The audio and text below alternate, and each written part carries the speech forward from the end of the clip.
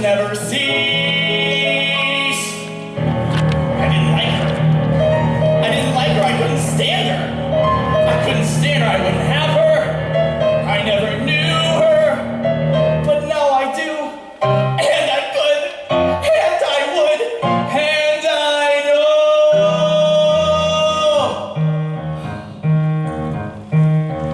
know. She loves me. And to my amazement, I love it, knowing that she loves me. She loves me, true she doesn't show it. How could she, when she doesn't know it? Yesterday she loathed me, now today she likes me, and tomorrow,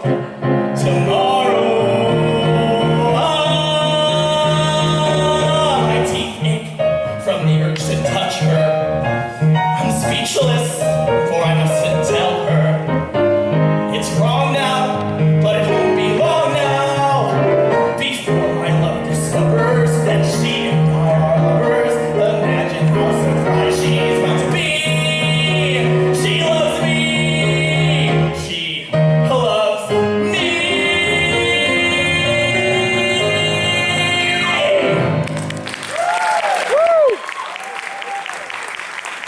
Musicals during the 1960s grew increasingly darker as political and social unrest began to influence Broadway composers. Emerging artists such as Stephen Sondheim, Gower Champion, and Kander and Ebb wrote provocative new works that appealed to a more sophisticated audience. Fiddler on the Roof, Band of La Mancha, Cabaret, and Sweet Charity featured flawed characters that faced real-life situations. It's a miracle! It's a miracle! Wonder of wonders, miracle of miracles, God took a Daniel once again, stood by his side and miracle of miracles walked him through the lion's den. Wonder of wonders, miracle of miracles, I was afraid that God would frown, but like he did so long ago in Jericho,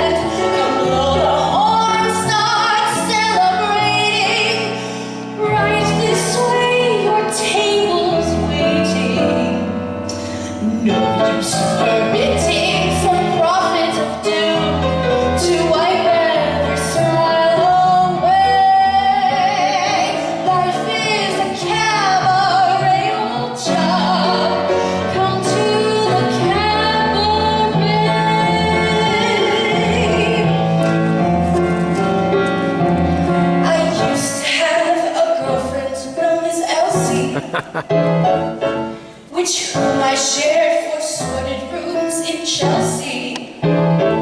She wasn't what you'd call a blushing flower. As a matter of fact, she rented by the hour. The day she died, the neighbors came to sing her. Well, that's what comes with too much pills and liquor. But when I saw her laid out like a queen, she was the happiest corpse I'd ever seen.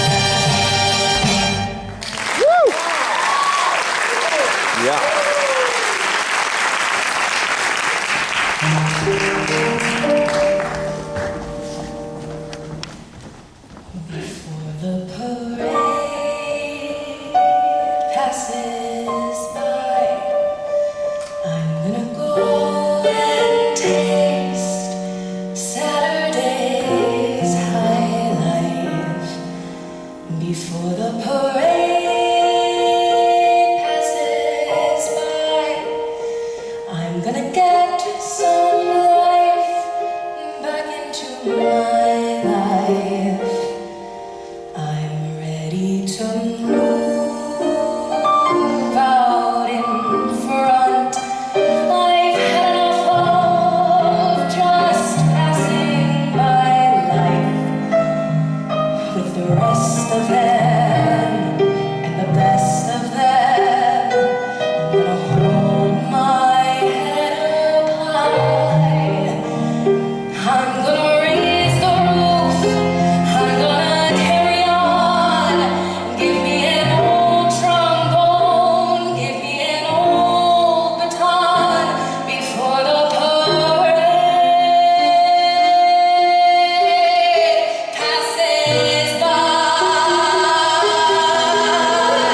I'm gonna live and live now. Get what I want. I know how.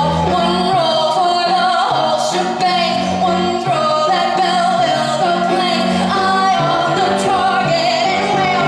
One shot, one gunshot and bam! Hey, look at me, world. Here I am before the parade passes by. I'm gonna hear that brass harmony blowing before the parade passes by. Pardon me if my old spirit is showing. I'm ready to move out in front. Something's telling me where I'm going. With the rest of them and the best of them, I'm gonna hold my head up high. I gotta go again. I gotta drive again. I'm gonna feel my heart coming alive again before the parade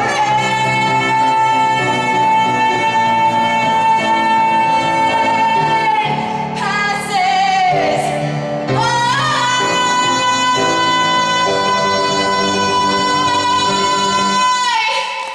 Yeah!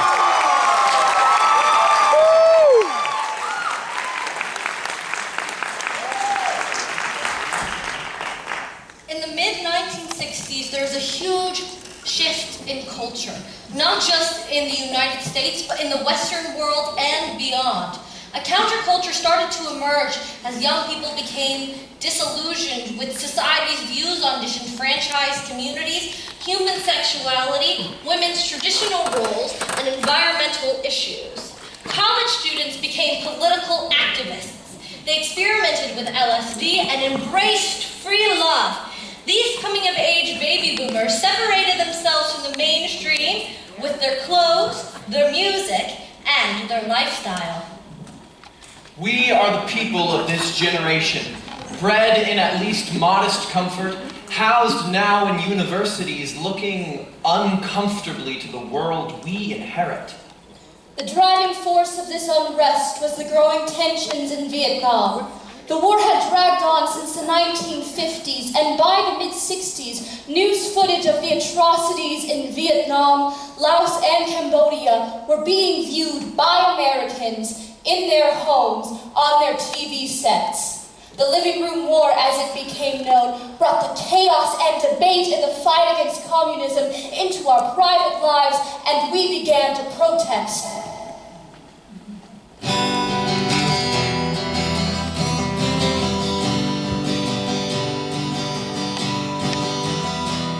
Come gather round, people, wherever you roam, and admit that the waters around you have grown, and accept it that soon you'll be drenched to the bone.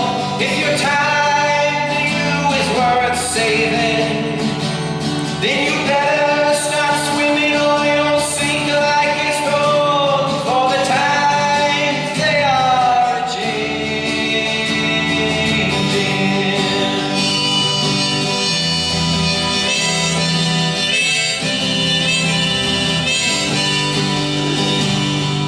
senators, congressmen, please heed the call. Don't stand in the doorway, don't block up the hall, for he who gets hurt will be he who has stalled. There's a battle outside and it's raging. It'll soon shake your windows and rattle your walls, for the times they are a-changin'.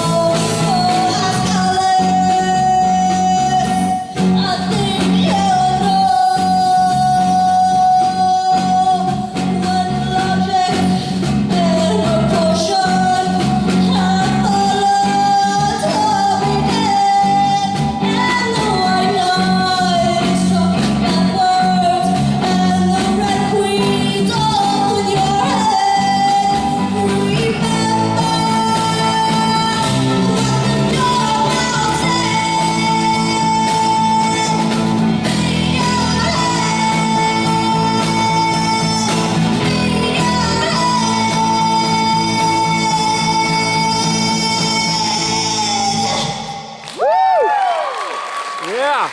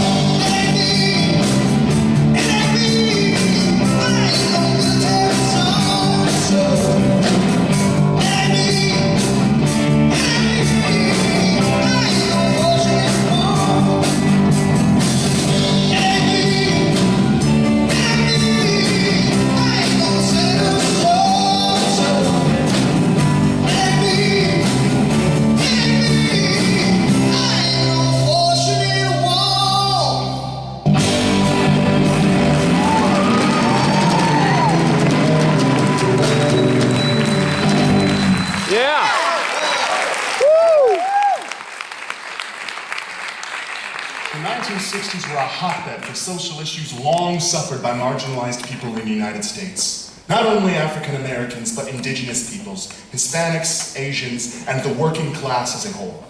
Figures such as Ella Baker, Martin Luther King Jr., Cesar Chavez, and Malcolm X became instrumental in the fight for our rights through solidarity and civil disobedience. From the iconic March on Washington to the violent protest on Bloody Sunday in Birmingham, to the Delano grape strike in California, the fight for our rights has been one fought with blood, sweat, and tears. The good fight yielded the fruits of social change in federal legislation, including 5 Civil Rights Acts and a turning point in the rights of people of color and the working class. The 1960s proved one thing in America, that we as people are stronger together, hand in hand, arm in arm, standing by our convictions. In the words of Dr. Martin Luther King Jr., injustice anywhere is a threat to justice everywhere.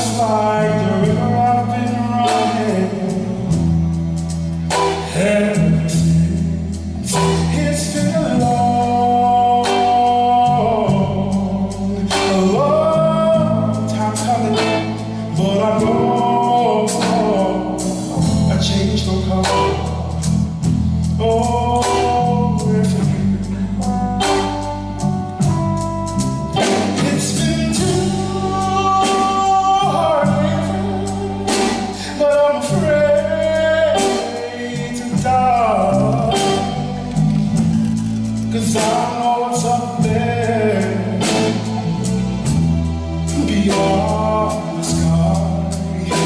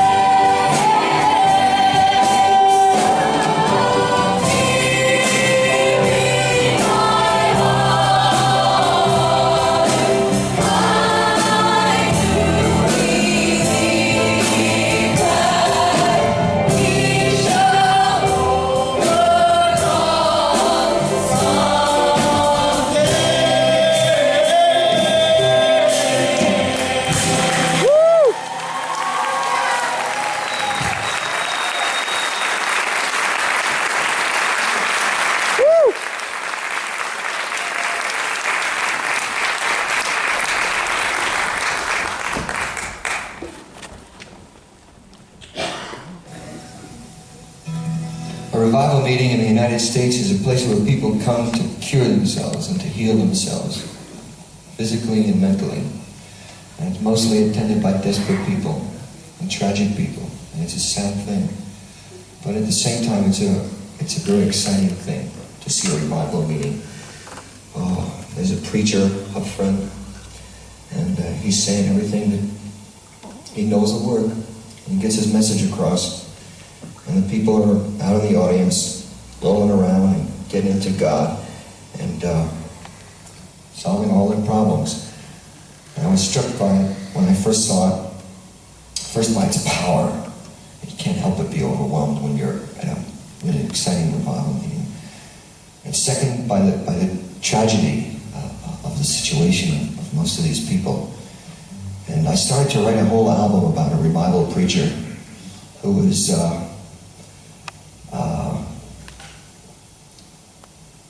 kind of a fiasco.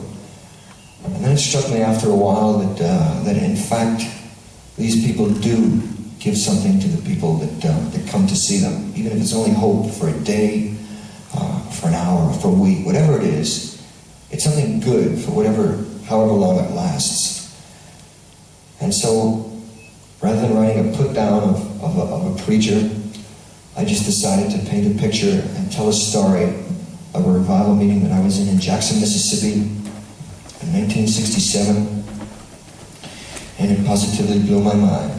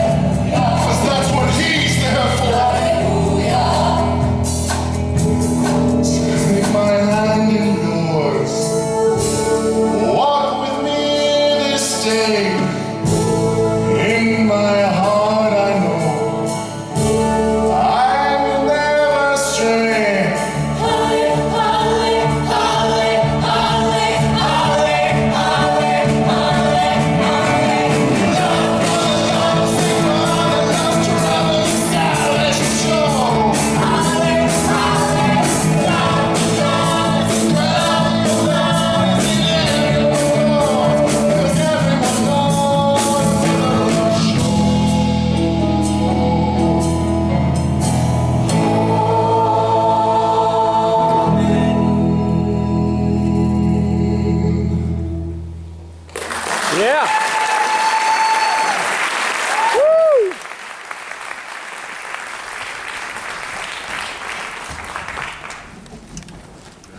In the 1960s, the public attitude towards homosexuality was that of shame and disgust.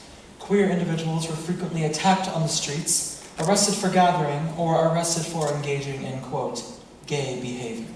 Gay bars and clubs were some of the only places that provided some sort of protection for queer individuals.